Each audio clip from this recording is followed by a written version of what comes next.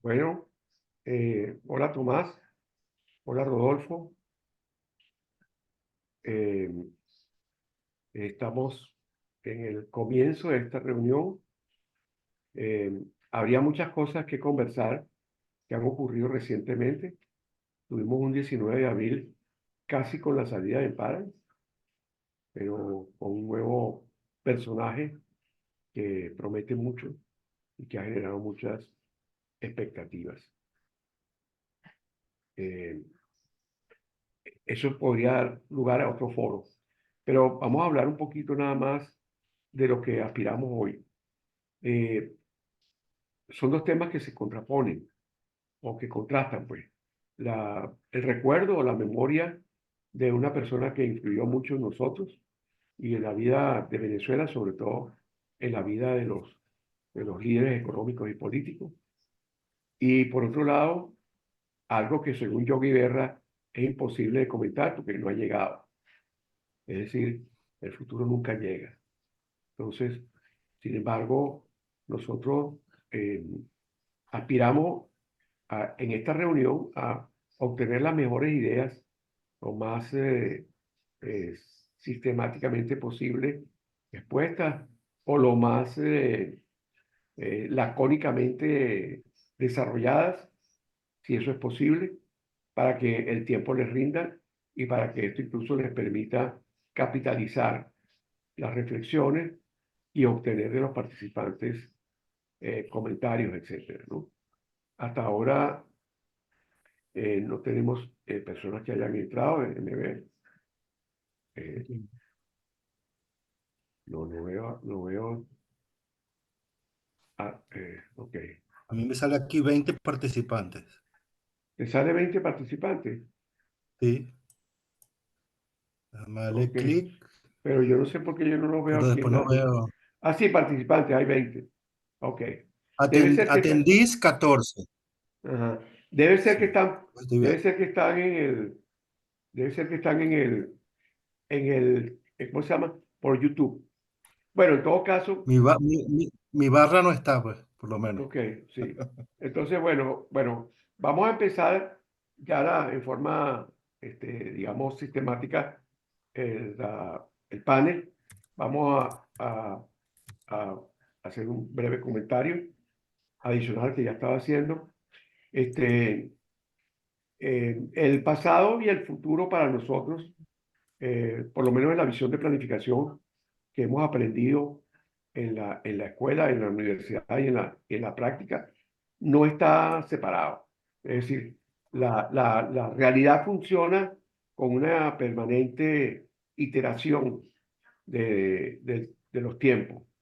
Es decir, no se puede separar ni se puede prescindir de lo ocurrido, ni tampoco se puede olvidar lo que incide en lo que uno hace en el futuro. En ese sentido, el título del foro tiene como propósito fundamentalmente relacionar dos cosas importantes para nosotros como venezolanos. Primero, una una historia que tiene una gran, digamos, dureza, una historia demoledora, hubiera dicho Emeterio, ¿verdad? Una historia en la cual ha ocurrido una especie de hecatombe. ¿Ok? En esa hecatombe hubo mm, profetas, hubo personas que anticiparon lo que iba a ocurrir a través de discusiones que eran bastante cargadas ideológicamente, los pronósticos y los apocalipsis que se planteaban, el fin del capitalismo, etcétera, etcétera. Dentro de ese conjunto de ideas y de pensadores estuvo Emeterio Gómez. ¿Ok?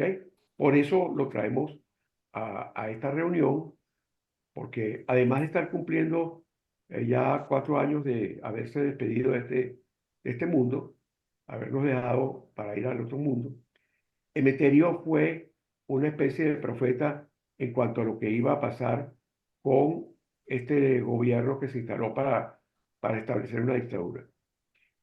Eso tiene un gran significado y eso es para recordarle a todos que debemos, en esta reconstrucción de Venezuela, debemos revisar la historia. La historia se rehace permanentemente.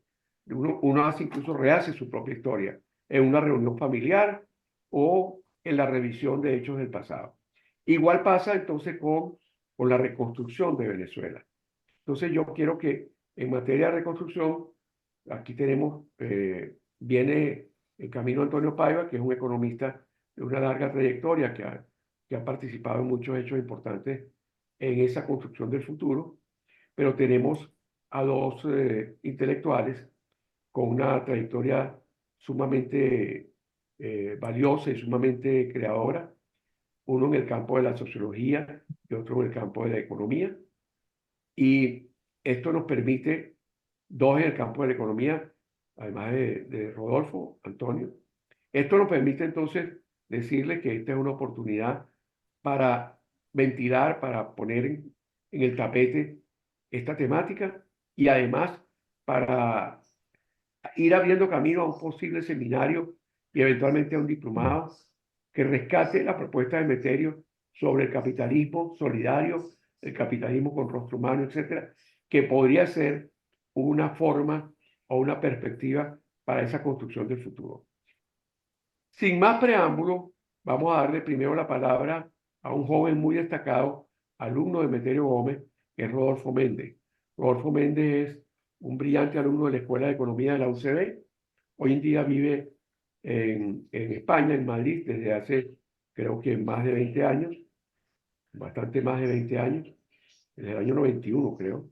Entonces son como 30 años, ¿no? O sea, prácticamente se graduó y se vino a No, España. no, no, pero 2006, 2006. Yo primero estudié acá en los 90, Ah, es pero verdad. después me vine. Pero, bueno, exacto. Bueno, gracias por la corrección. Quería abreviar tiempo y lo que estoy haciendo es echar a perder más las cosas. Mira, Rodolfo, entonces te dejo la palabra. Les quiero decir que además la formación de Rodolfo es muy densa en el área de econometría. Es una persona que se preocupa mucho por todo lo que es la información estadística. Y esa es una de las preguntas que yo quisiera hacerle a Rodolfo. ¿Cómo en esta reconstrucción de Venezuela, reconstruir, rescatarla de estos escombros en los que le ha dado la destrucción de la información que han hecho durante estos 25 años? Adelante, Rodolfo, bienvenido, muchas gracias por tu participación. Entonces, hablas tú y después habla Tomás. Gracias.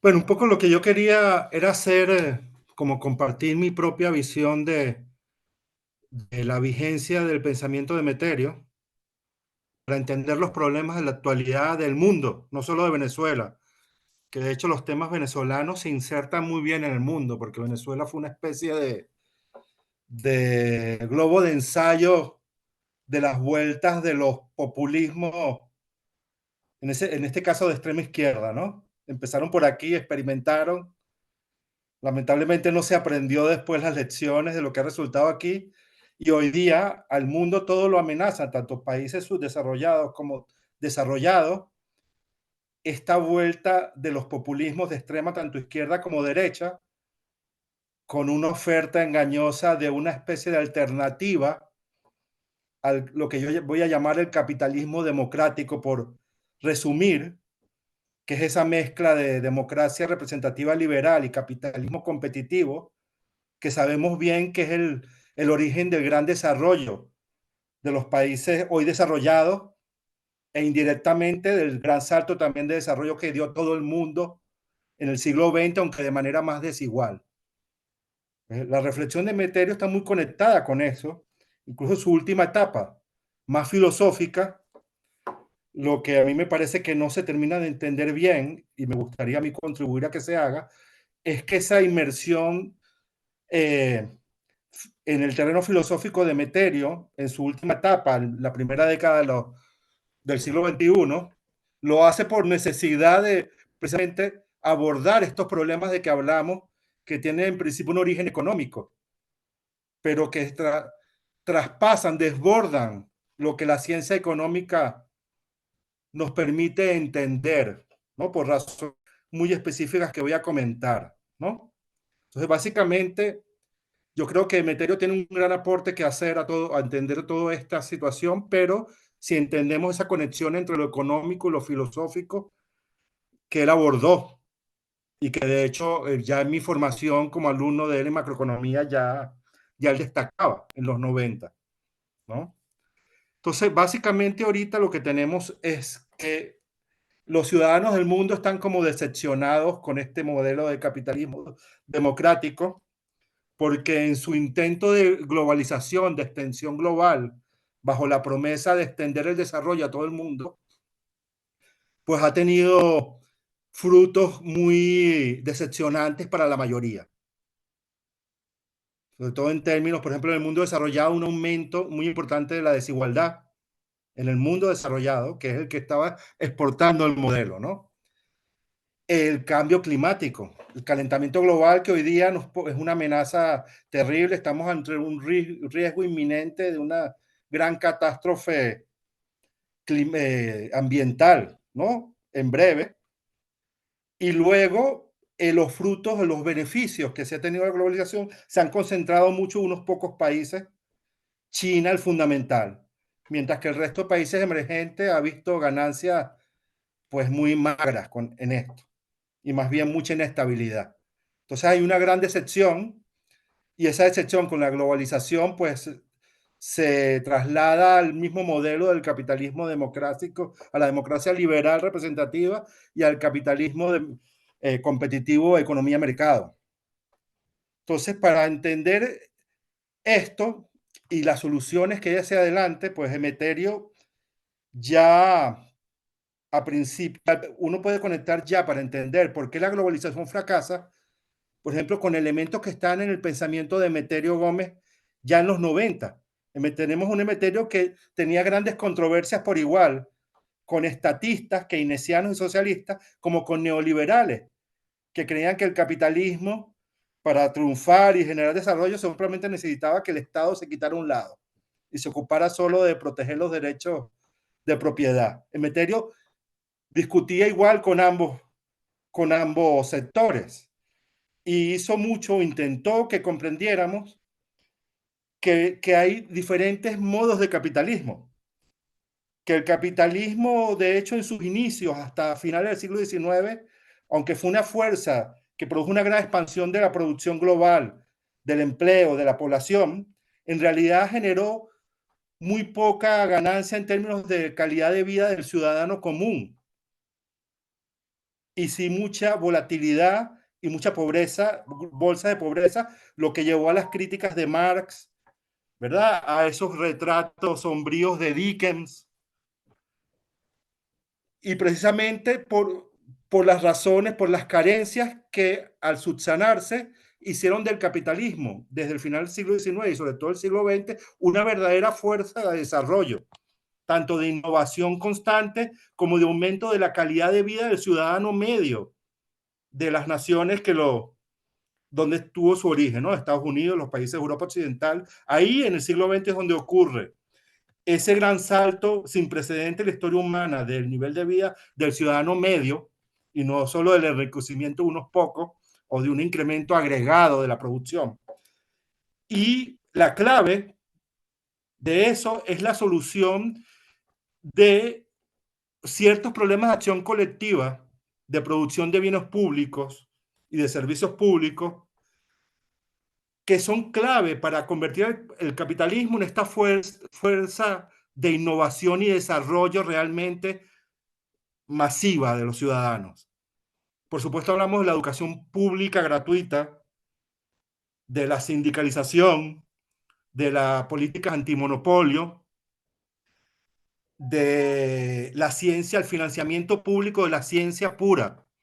Todo eso es lo que convierte el capitalismo en el siglo XX en algo muy diferente al capitalismo originario que criticaba Marx acertadamente. Lo convierte en una fuerza, primero donde la innovación es endógena al sistema, luego donde realmente el trabajadores realmente participan de una manera altamente productiva y por lo tanto puede obtener salarios realmente crecientes y aumentar realmente sus niveles de vida, y eso se extiende por todo el siglo XX.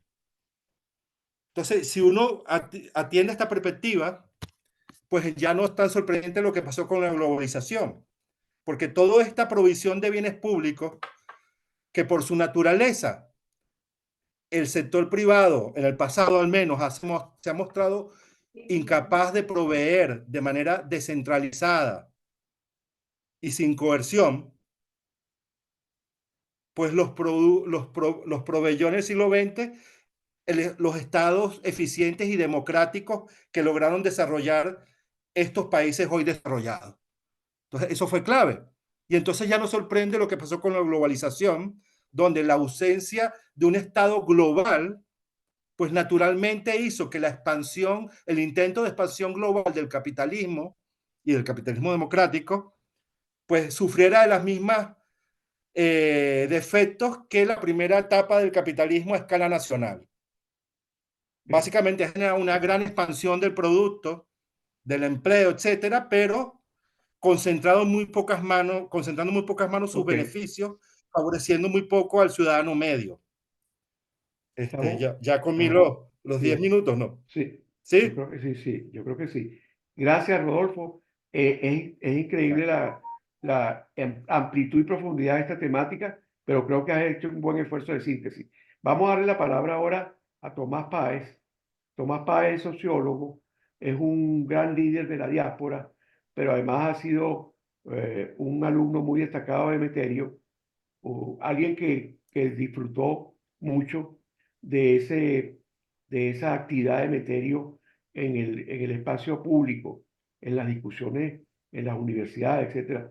Y por otro lado, Tomás es un incansable luchador por el bienestar de Venezuela, hoy en día dirigiendo un gran proyecto que es la voz de la diáspora y la Organización Mundial de la Diáspora, entre otros un observatorio que ya está empezando a funcionar en la Universidad Central. Es muy largo hablar de Tomás, al igual que hablar de Rodolfo.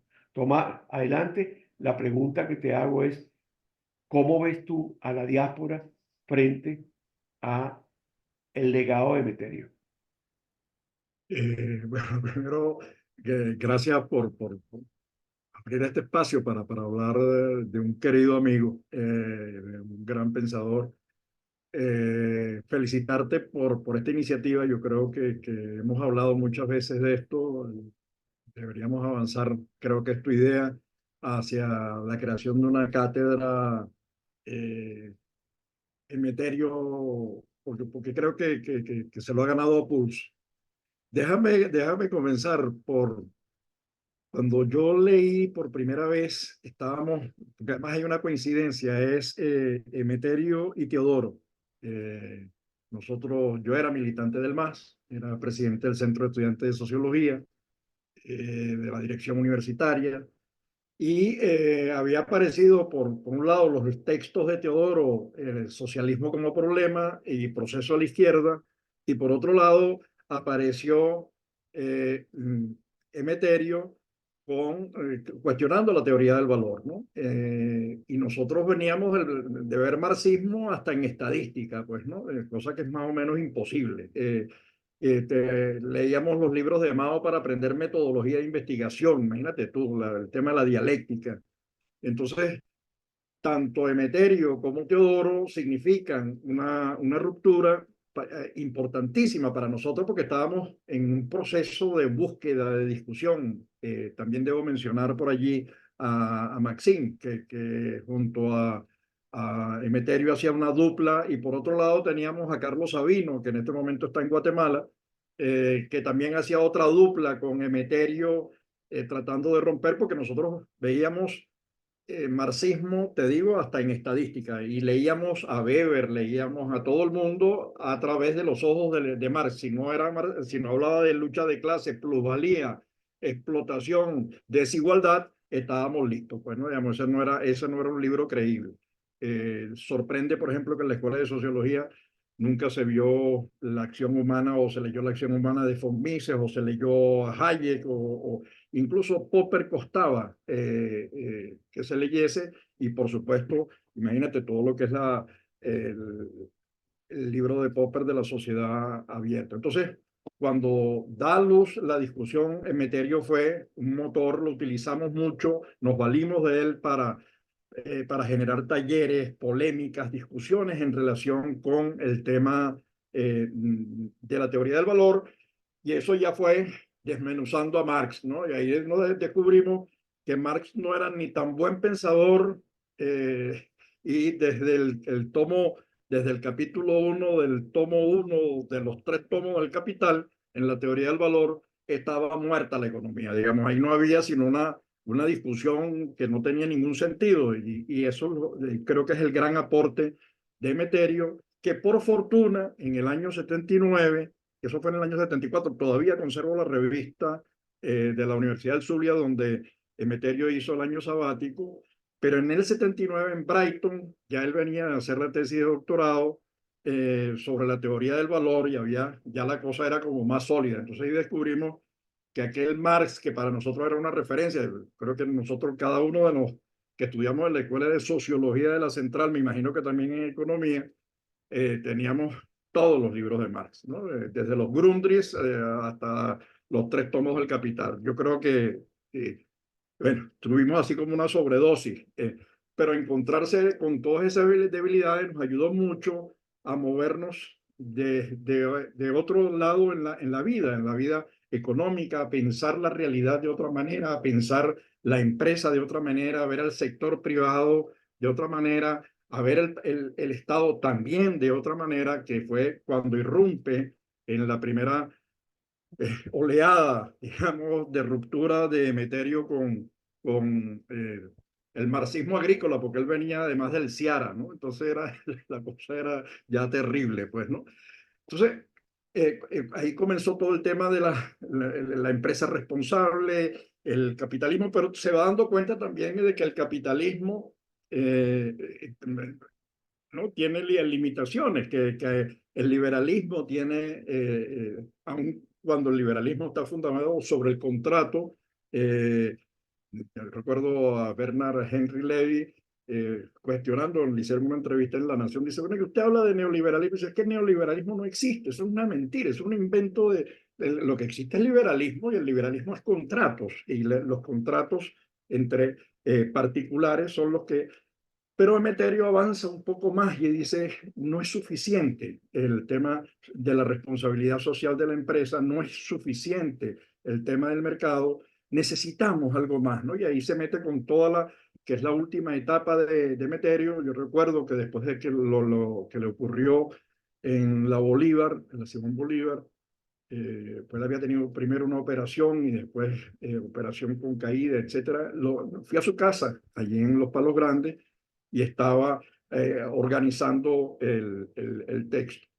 Pero yo creo que Emeterio sienta las bases de lo que nos hace pensar en la posibilidad de reconstruir el país y la participación de la diáspora. La diáspora es un activo, es una realidad, es una reserva internacional de Venezuela, y hay una capacidad de inversión, de creación, de intercambio de ideas, que en la medida en que se desarrollen marcos concretos que hagan posible el uso y la participación de ese recurso, va a haber una contribución.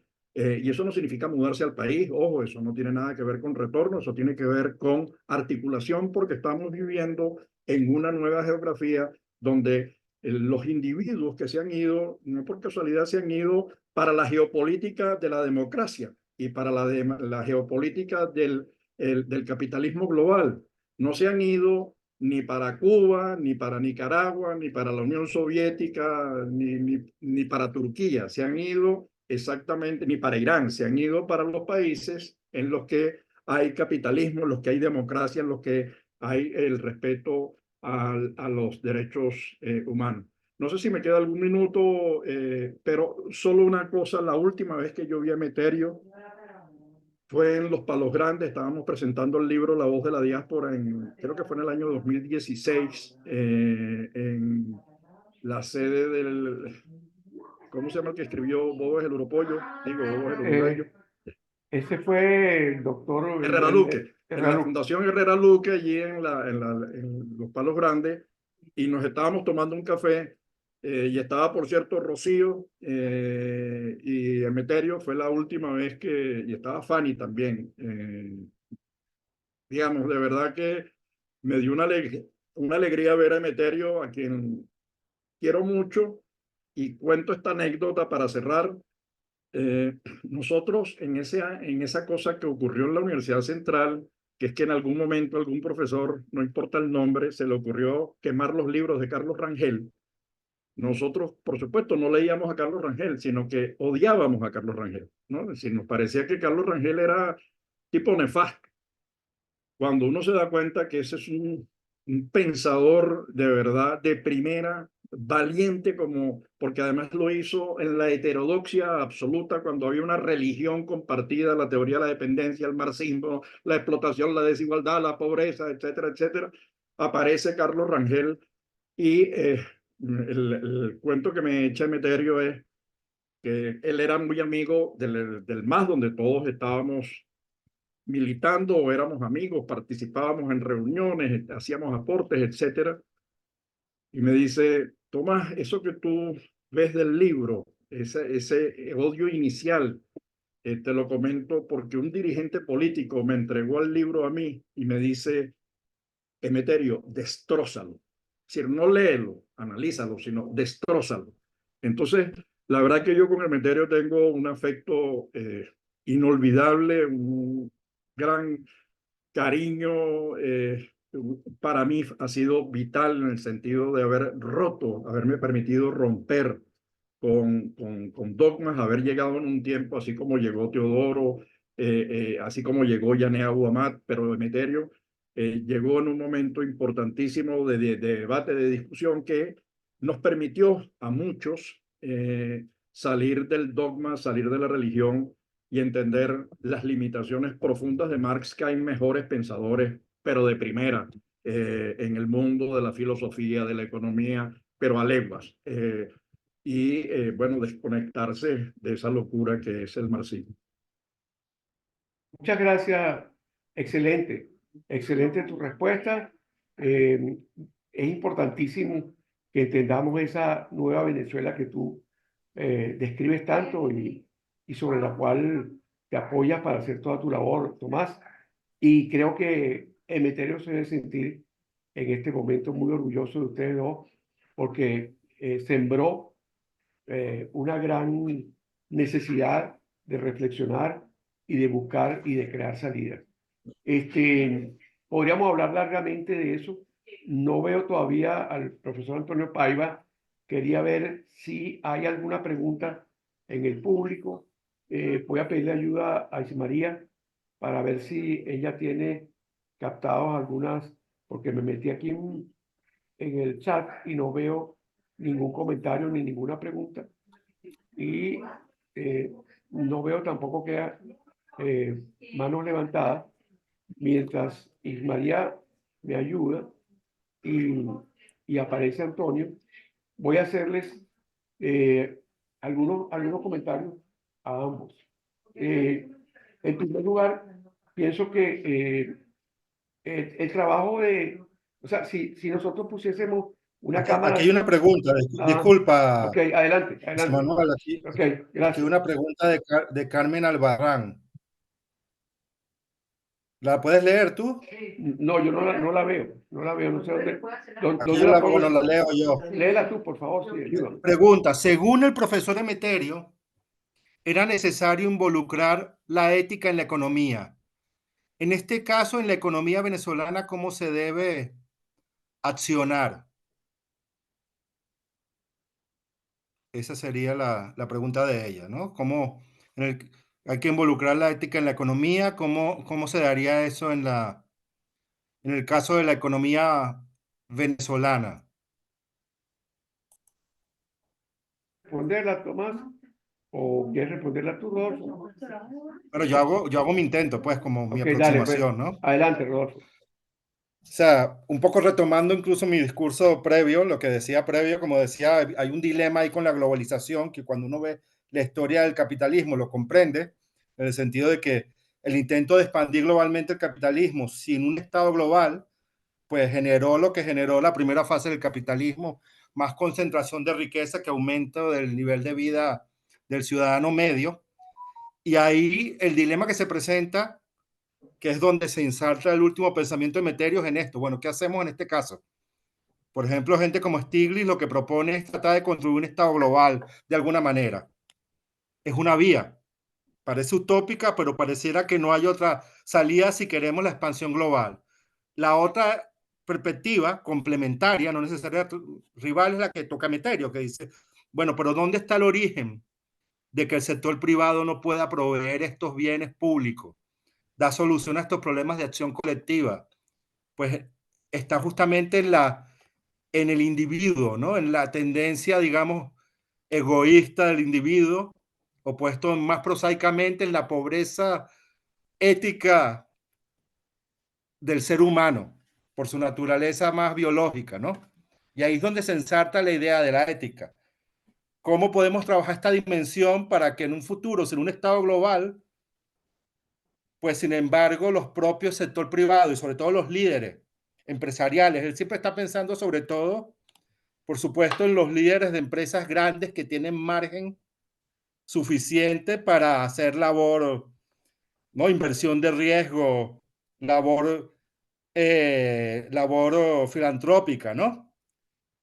Y ahí es donde entra el tema de la ética, en el sentido de que el mismo liderazgo empresarial pues tiene un papel fundamental en ayudar a solventar estos problemas de seguridad social, de bienes públicos, de educación, que confronta de redistribución de ganancias y pérdidas entre agentes que plantea el capitalismo a nivel global y a cualquier nivel, porque en Latinoamérica, aunque hay estados nacionales, en el caso venezolano es un estado nacional ahora destruido, ¿no? En ruinas. Entonces, en ese es la dimensión, sería esta dimensión de donde los líderes empresariales, etcétera, redescubran esa capacidad que tenemos los seres humanos realmente de trascender nuestra identidad y preferencias, digamos, más biológicas, donde Muy no vemos bien. más allá de nuestro núcleo familiar. Sí. Y Está- bueno, ahí entraría claramente la dimensión, pues igual en Venezuela que en el nivel global, ¿no? Esa Tomás, ¿quieres sería agregar mi... algo?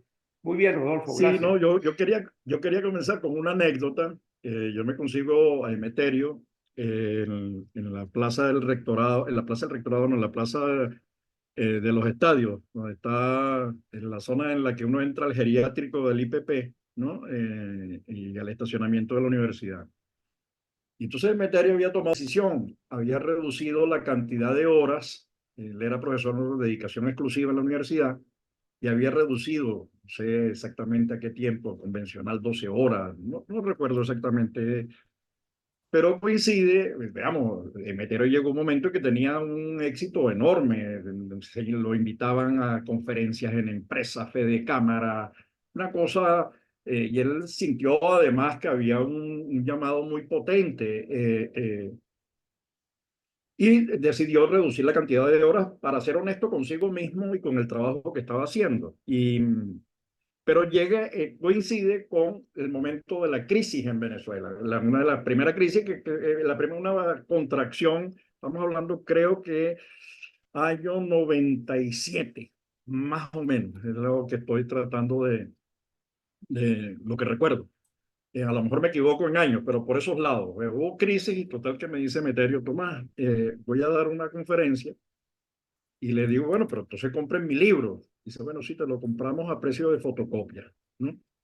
Entonces, es allí cuando él entiende, digo, cuando me lo pone como ejemplo, es decir, que, sí, que fue para él muy importante, la importancia, perdonen la redundancia, es cuando entiende la importancia o hace suyo el argumento de la necesidad de que el empresariado asuma otra visión de lo que es el tema del desarrollo del capitalismo. Él no ponía en duda el tema del capitalismo, lo que ponía era la necesidad de agregarle a un componente. Y recuerdo que yo le comentaba que estábamos haciendo el estudio del ejercicio de la responsabilidad social por parte de la pequeña y mediana empresa en Venezuela. Nosotros dirigíamos el observatorio de la pequeña y mediana empresa en Venezuela y es ese aporte que hace Emeterio, que además está rescatado por organizaciones internacionales de empresarios, digamos, por las fedecámaras, en el caso europeo,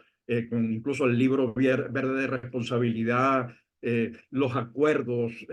Yo creo que por ahí anda el esfuerzo de Emeterio y está produciendo resultados. Y eso para el proceso de reconstrucción en Venezuela es un llamado, es una alerta, es decirle al sector privado venezolano y al empresariado, bueno, aquí hay una cosa que hacer, una agenda por construir en este proceso de reconstrucción de Venezuela sobre nuevas bases. Por ahí llegó ya don Antonio Paiva, Sí. que anda por ahí, no sé, Sí. anda como en un Déjame, centro déjame comercial presentar, muy déjame potente. presentarlo rapidito.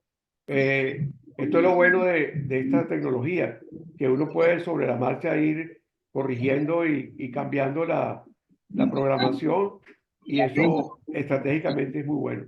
Bienvenido, Antonio. Ahora tenemos el panel completo y quiero hacer un comentario que viene a colación porque coincidió que participaran tres generaciones distintas. Eh, una generación en la que estamos Antonio y yo, que pertenecemos como quien dice a la prehistoria de la Escuela de Economía y de los cambios políticos en Venezuela, una generación intermedia en la que está Tomás Páez, que a pesar de su pelo blanco es mucho más joven que nosotros, y una generación que ya no es la actual, pero que es la más reciente de las más recientes y que está participando activamente en, en todos estos problemas, que es la de Rodolfo. En el caso de Antonio, él es muy conocido.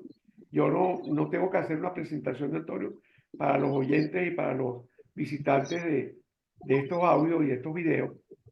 Simplemente es un economista con una larguísima carrera académica y en el área de consultoría, tanto en el sector público como en el sector privado.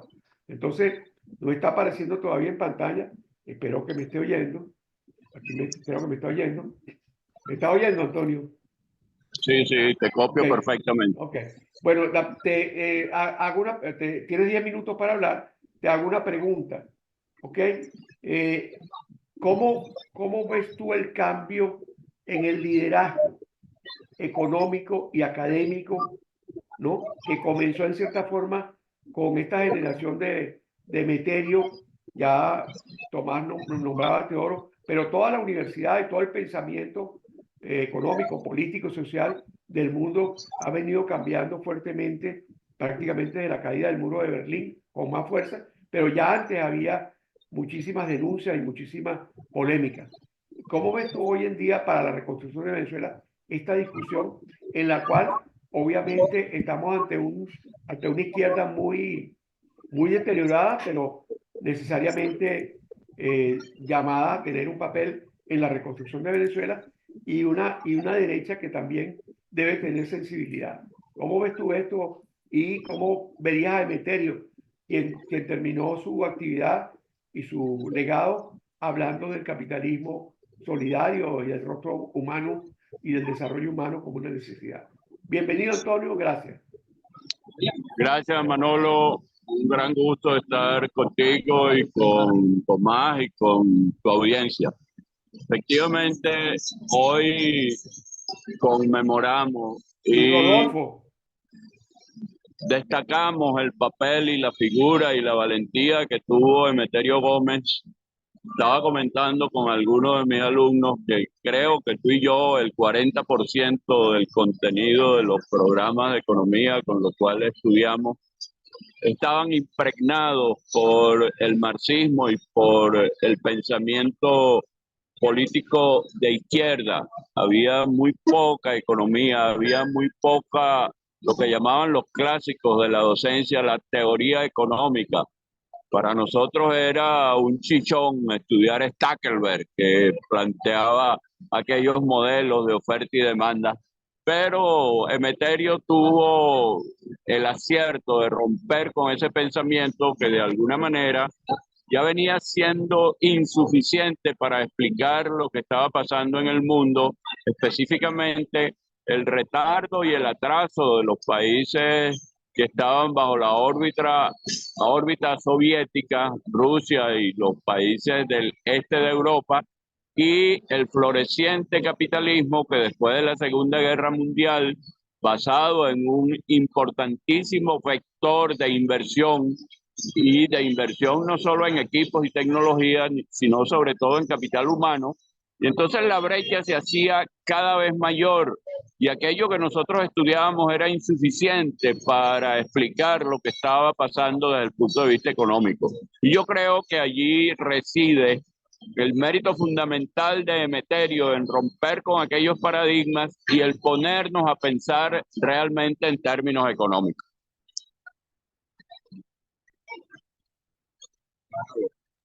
Ok, está bien, Antonio. Vamos a abrir de nuevo el espacio para que hablen o para que se lean las preguntas que hay. No sé si Rodolfo puede seguir Aquí leyendo hay las otras preguntas. preguntas, sí, te las leo Ok. dos que hay, las leo seguidas. ¿Ok? Okay. Sí, por favor. Alberto Camacaro pregunta, ¿es real creer que en los próximos 10 años tengamos cambios positivos para reconstruir las instituciones y crear las condiciones mínimas necesarias para una mejor versión de Venezuela?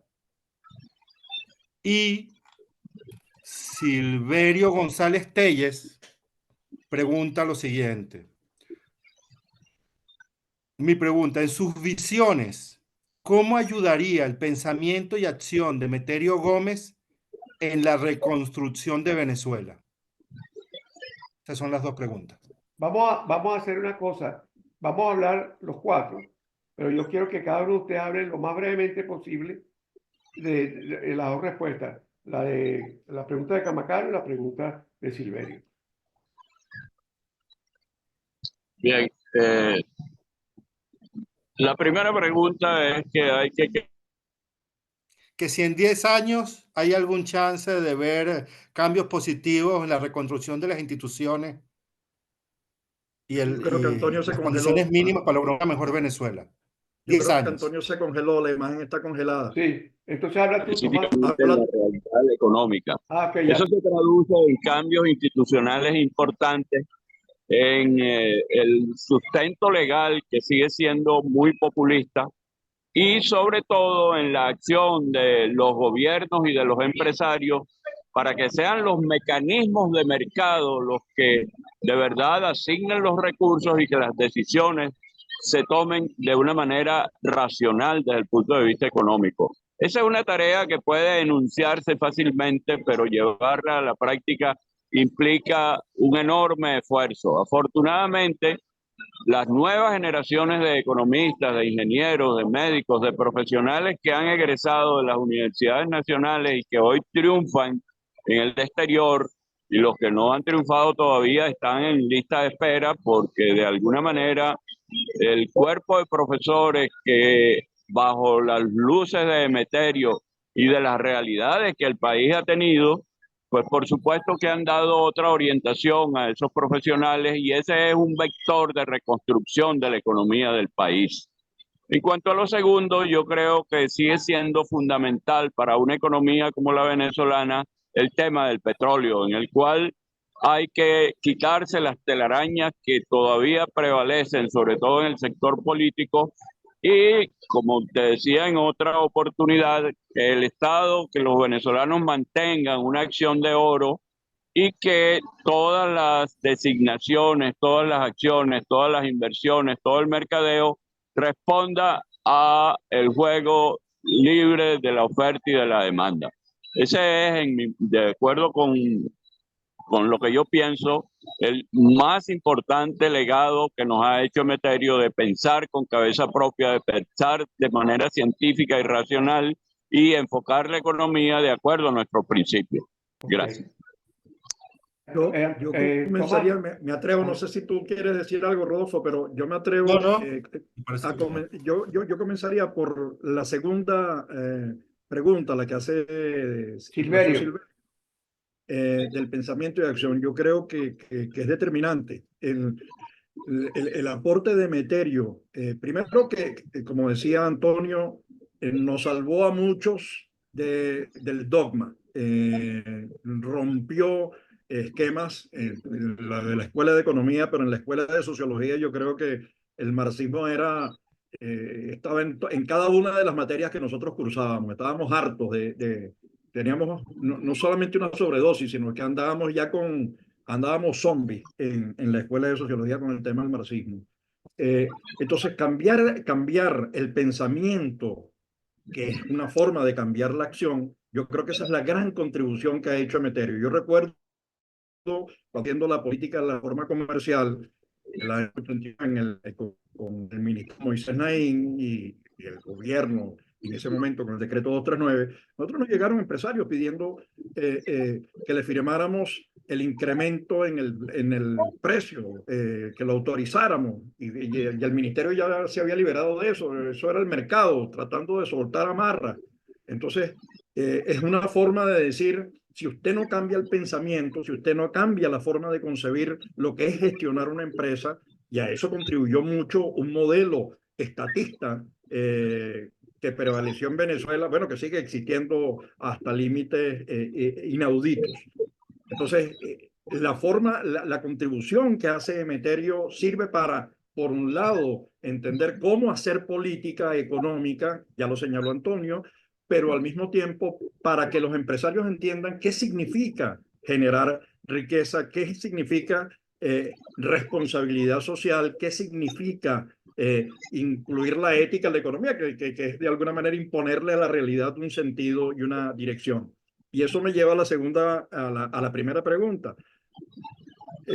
Hay dos conceptos que yo creo que son claves. Ahorita estoy recordando que Antonio me regaló un libro, se llama Gerenciar en el Cambio, ¿no? Es imposible saber lo que va a ocurrir, el principio de incertidumbre de Mises, Hayek, etcétera, pero además el principio de cambio también. Entonces no sabemos lo que va a ocurrir en 10 años. Lo que sí sabemos es que es lo que se está haciendo ahora, el esfuerzo que se está haciendo ahora dentro y fuera de Venezuela, y allí Emeterio ha jugado un papel en sus alumnos, en sus compañeros, en sus colegas, para cambiar enfoque y cambiar acción. Y yo creo que esa es la condición para poder ver en los próximos años un cambio en Venezuela que se está produciendo, lo está produciendo quienes internamente en el viejo Estado-nación que nosotros conocemos, el viejo mapa, pues, ¿no? Y quienes en el nuevo mapa, ampliado a 90 países, más de 9 millones de venezolanos, un tercio de la población, están contribuyendo a recuperar la democracia y contribuyendo a recuperar el país, denunciando y proponiendo. Rodolfo, por favor, ¿quieres agregar algo?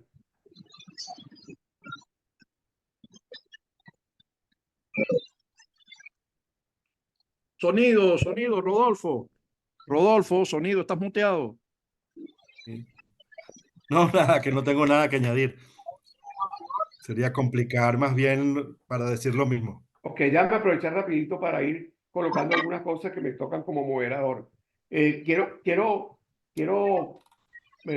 rescatar la idea inicial que nos animó desde Se Dice, y desde mi caso, yo trabajo también con dos organizaciones en Estados Unidos, Benamérica, que vamos a tener un grupo una serie de foros ahorita con motivo de los 10 años de Benamérica, y también con el desarrollo del Observatorio de la Diáspora. Es decir, para nosotros es muy importante desde afuera saber lo que está ocurriendo, porque no es que estamos afuera, estamos diariamente en Venezuela. Entonces, así como hay una geografía nueva, que la ha señalado Tomás, hay una historia por hacer. Y esa historia por hacer es reconocernos en ese pasado, en un pasado que nos hizo destructivos de alguna manera. Entonces hay que construir sobre la ruina. Ayer comenzó, pienso yo, una nueva etapa en Venezuela. Casualmente, un 19 de abril, porque se pusieron de acuerdo todos los políticos de una parte del sistema democrático venezolano para abrir un campo a un nuevo candidato, un candidato que no tiene pasado político, pero sí tiene un pasado venezolano muy brillante y crea esperanza. Entonces, yo lo que creo es que el discurso de Emeterio, que fue un discurso en un momento de gran combate ideológico, y lo que dijo Tomás y lo que dijo Antonio y también lo que dijo inicialmente Rodolfo nos lleva a eso. Yo pienso que Meterio prendió una luz, pues, prendió una verita, pues. Hay una llama y eso nos está iluminando. Es decir, él nos enseñó a que no había que dejarse aplastar por los dogmas y que había que tener, digamos, suficiente valentía, y él fue muy valiente, para enfrentar y para buscar la verdad, por lo menos la verdad en el plano político y en el plano económico. Y la otra cosa que quisiera plantear es que, y para Silverio, es que el aporte de Meterio, además, es el de que tenemos que seguir aprendiendo, tenemos que aprender permanentemente. Es decir, no se trata de que llegamos ya hoy a un candidato presidencial y listo, no. Ese candidato presidencial, ese gobierno tan absolutamente deleznable en muchos sentidos, de todas maneras tiene un apoyo de una parte de la población. Y por mucho que hay mucha gente que va a tener que enfrentar la justicia, hay mucha gente en la izquierda, en el chavismo, etcétera, que tiene, es decir, todo el país tiene que incorporarse. No es solamente, no es solamente la oposición. Hay que construir una nueva Venezuela entre todos. Entonces, este es el momento de un gran diálogo. Más allá de las elecciones, este es el momento de fortalecer, porque además hay que decir otra cosa, que ya la estamos viendo, y Rodolfo y Tomás son testigos en España. Los venezolanos están haciendo cosas afuera, y los venezolanos que están en Venezuela están en contacto con nosotros y también están luchando. En Venezuela hay muchas iniciativas.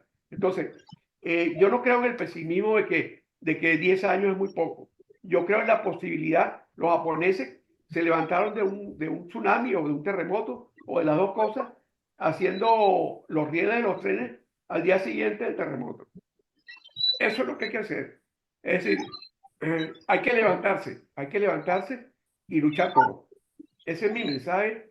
Y en ese sentido, creo que el seminario sobre Meterio, no sobre Meterio, porque hubo mucha gente que aportó, muchos pensadores, filósofos. En Venezuela hay muchos grupos, en todas las universidades, en el sector privado, en el sector sindical, en los gremios, mucha gente que sabe mucho y que aprende mucho y que siente a Venezuela. Entonces hay que poner una cámara cenital y recoger todo lo bueno. Y acordarse de aquella frase de Goethe, más luz, más luz. Hace falta mucha luz. Eso es lo que yo creo. Ese diría yo que es el gran mensaje de Meterio. Ok, seguimos entonces. ¿Hay más preguntas, Rodolfo? Creo que hay una más, ya va, espérate, a ver. No. Bien, No. yo quería ¿Quiere hablar, Antonio? como parte final ya, que hay que ver el futuro con optimismo. En este momento estoy atendiendo a dos tesistas, dos muchachos que están por graduarse de economía, que gracias a las luces que Meterio nos dejó, pudieron estudiar de otra manera. Pero no solo es que ya en los pensos de estudio se ha reducido el marxismo y el populismo, la enseñanza de materias que tienen que ver más con la preeminencia del Estado omnipotente sobre la vida de la gente. También hay una experiencia de que estos muchachos están haciendo emprendimientos, de que su mamá produce pastichos, de que ellos se encargan de darle contenido a las redes, de llevar la contabilidad, de saber si es o no conveniente o qué día hay que producir más pastichos. Y eso se está reproduciendo a nivel de las urbanizaciones, se está reproduciendo a nivel de la gente de menor preparación y de menores ingresos que emigraron del país y han tenido en Ecuador, en Colombia, en Argentina, que afrontar la vida como es verdaderamente, que si tú tienes un recurso, tienes que optimizarlo, que si tienes una idea, tienes que llevarla adelante, que el esfuerzo y el trabajo es lo que van a permitir no solo la solución del problema personal, del problema familiar, sino por extensión de los problemas del país. En ese sentido, yo quiero dejar que en el otro plano donde Meterio esté, decirle que esa semilla está floreciendo y de que pronto vendrán días mucho mejores para los venezolanos gracias precisamente a las ideas del libre mercado. Muchas gracias. Excelente, Antonio. José Manuel, Nuevamente, hay otras preguntas. nuevamente volaste como el aguilucho aquel. Vamos con las preguntas, Rodolfo. Gracias. Mira, Douglas Vidal pregunta. Emeterio siempre se preocupó porque en Venezuela la actividad capitalista principal, rentable y productora de divisas, como son PDVSA y CBG, y están en manos del Estado y los partidos políticos. ¿Cómo puede el resto de pequeños empresarios contribuir con los no rentables? No entiendo bien porque no está muy bien redactada. Vamos con otra. Freddy Lujano. Emeterio fue y sigue siendo un gran referente para quienes estudiamos en la UCB, para abrir nuestro pensamiento a nuevas formas de ver el capitalismo y el desarrollo humano. Su pensamiento cada día tiene más vigencia. Agradezco a Tomás el haberme recomendado que me acercara a las propuestas de Emeterio, quien fue para mí un gran maestro, amigo y guía, cuyas propuestas llevamos y aún debemos llevar a la reflexión del mundo empresarial y también sindical, como él lo hacía, con amplitud para discutir. Ese es el comentario de Freddy Lujano. Muy bien. Yo quiero saludar a Douglas Vidal, mandarle un abrazo. Fue un gran amigo, es un gran amigo de Emeterio y de Fanny. Okay. Lo quiero mucho a él y a su esposa. Y quiero interpretar su pregunta más allá de lo que esté ahí escrito. Yo estoy de acuerdo, Douglas, en que muchas cosas que planteaba Emeterio requieren hoy en día, y Antonio lo dijo muy bien, el esfuerzo por crear, por innovar. En Argentina estamos viendo un proceso muy interesante donde un casi loco liberal está cambiando profundamente a la sociedad argentina y está minando ese populismo que tanto daño le ha hecho a Argentina. No tiene, yo no creo que Milei tenga todas las soluciones, pero creo que está generando un espíritu de cambio. Douglas, en el caso de Sidor, del peso del Estado, eso ya se ha venido hablando mucho y se tiene muy claro que es necesaria la privatización y que esa privatización no necesariamente debe ser vista con el velo, con el lente del marxismo. Se puede ver incluso hasta con el lente de los chinos, si se quiere. Pero más allá de que sea los gatos de cualquier color que decía aquel líder comunista, yo creo que el capitalismo que viene tiene necesariamente que cambiar, como lo decía Meterio, no solamente ser competitivo e innovar y crear destruyendo, como decía el otro pensador económico, sino que también tiene que integrar, tiene que cambiar quizás hacia enfoques cuánticos, quizás hacia enfoques caóticos en los cuales la redistribución del ingreso no sea un trabajo del Estado, sino que sea, como de cierta forma lo cita el caso que mencionó Antonio, sea producto del trabajo de la gente, de que la gente se faje, como decía Meterio. Hay que fajarse a cambiar la industria siderúrgica venezolana, hay que fajarse a crear una nueva industria petrolera y eso precisamente es el desafío para las nuevas generaciones. ¿Puedo decir algo? ¿Cómo no? Adelante, me José hace Manuel. falta. No, es que articulando las preguntas, gracias a Freddy por el comentario, de verdad, me consta que Freddy estaba asistiendo a los cursos allí en San Francisco, era los Palos Grandes, perpendicular a la clínica Ávila, en la última fase donde estaba Emeterio dictando los cursos, pero... El seminario, sí, un seminario. El seminario, sí. Ajá. A ver, ¿qué ha dejado Emeterio? Yo creo que, bueno, los que estamos aquí, varios de los nombres que están allí mencionados, está Silverio, que compañero de la universidad, estudiamos juntos, pues bueno, yo, unos semestres más arriba que él, un poco más joven que yo, está a punto de cumplir años, por cierto. Dejó no solamente una semilla, dejó una cosa que actúa, dejó una planta que crece.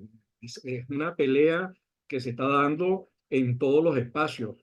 Quienes participaron, quienes bebieron, quienes compartieron, quienes discutieron con Emeterio, están cazando una pelea, cazando una pelea en el mejor sentido del término, un debate de ideas cercando a esa ideología, porque lo que ocurrió en la central en economía y sociología, que lo describió muy bien Antonio y que lo vivimos nosotros en sociología, lo vive la UNAM, lo vive la Universidad Nacional de Colombia, lo vive la Universidad de Buenos Aires. Incluso hay gente que se quita el derecho a palabra, la amistad, por no compartir puntos de vista. Entonces, esto es un tema complicadísimo. La red de universidades, yo no lo ven, por ejemplo, es difícil que se produzcan movilizaciones universitarias para debatir el tema venezolano en general, el tema económico venezolano en general o el tema ambiental venezolano en particular. Yo acabo de regresar ahorita de Roraima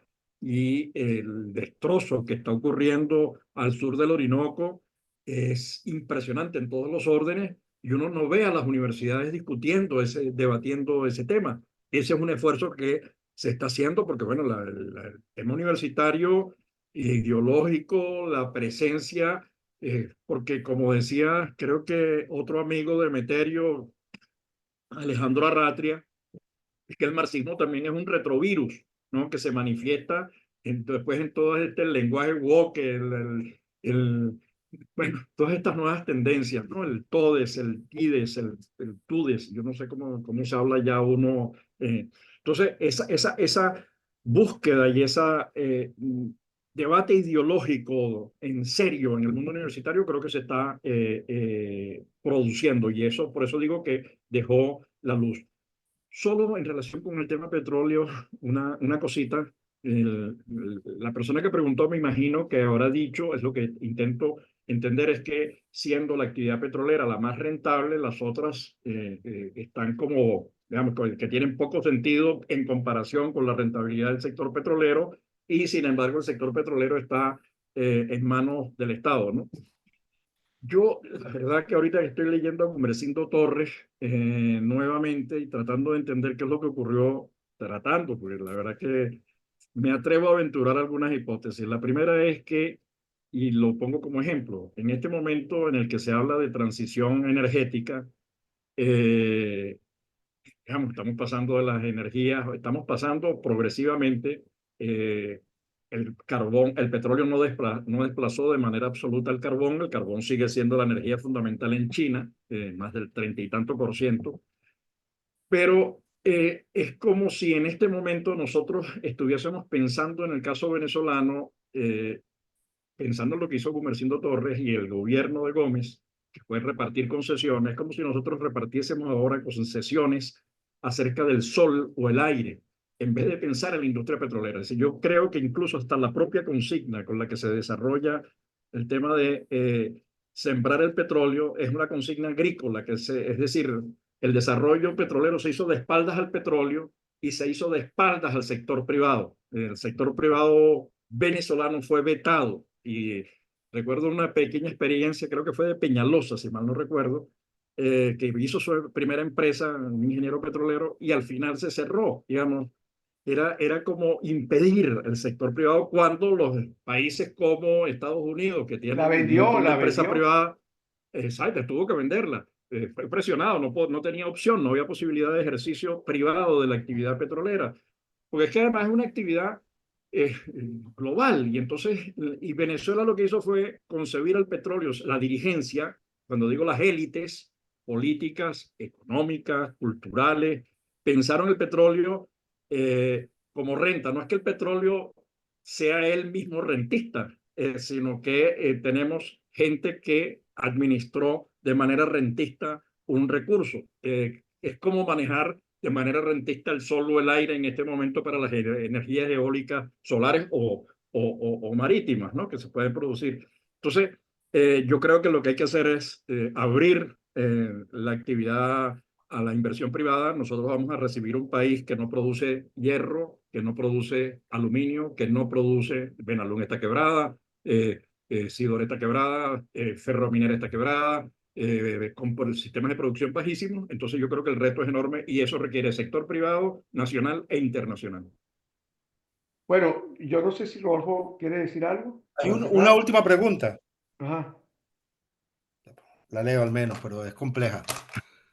Dice un participante anónimo, en 2008, Emeterio planteaba que el liberalismo no tenía fundamentos y que si no los conseguía responder, sería arrollado por lo que se configuraba como el comienzo de la batalla cultural. ¿Esto sigue siendo una realidad hoy?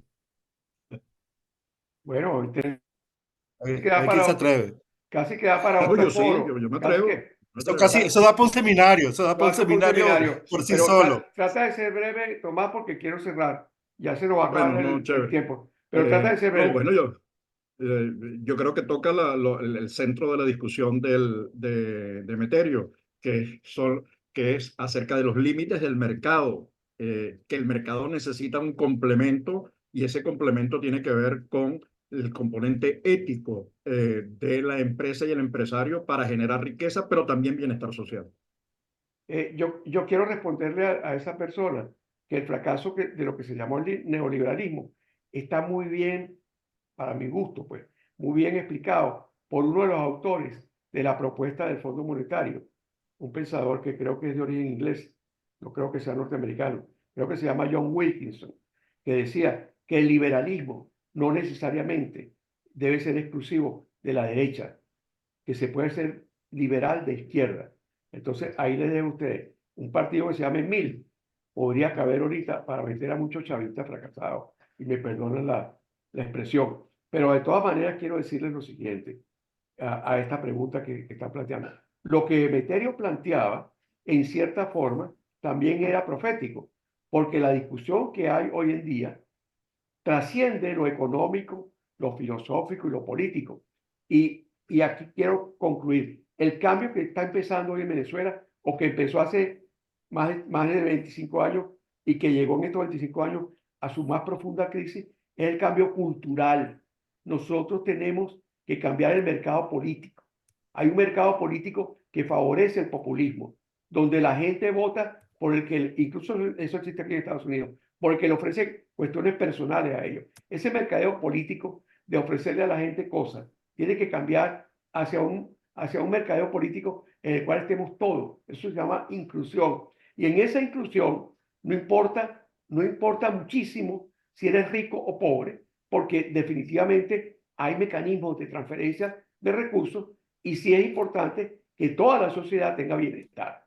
Entonces, si todos luchamos por el bienestar y la riqueza no tiene la barrera que tiene hoy en día, que la hace no solamente indeseable, sino negativa, vamos hacia ese mundo. Venezuela puede ser también el comienzo de esas innovaciones de carácter institucional, de carácter estatal, de política económica y de desarrollo de una sociedad más justa. Eso, en cierta forma, lo aprendimos en parte y con muchos ejemplos en su vida de Emeterio. Entonces, pienso que el seminario que vamos a hacer en CEDICE empieza hoy aquí. Vamos a tomar estas ideas, vamos a seguir discutiendo. Están invitados no solamente los ponentes que están aquí, sino todos los que participaron en la reunión, así como van a estar invitados toda esa playa de pensadores y polemistas que hay en Venezuela acerca del comunismo y el liberalismo. Muchas gracias a todos. Que tengan una bella tarde del sábado. Hoy es 20 de abril y ayer creo que comenzó el principio del final. Saludos. Ojalá. Feliz fin de semana. Gracias. Claro. Chao a todos.